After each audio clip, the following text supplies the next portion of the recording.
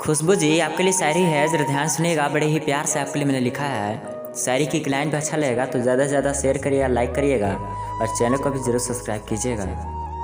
फिजा में महकती शाम हो तुम, फिजा में महकती शाम हो तुम, प्यार का छलकता जाम हो तुम। सीने में छुपाए फिरते हैं तुम्हें, सीने में छुपाए फिरते हैं तुम्हें, मेरी ज़िंदगी का दूसरा नाम हो तुम, मेरी ज़िंदगी का दूसरा नाम हो तुम।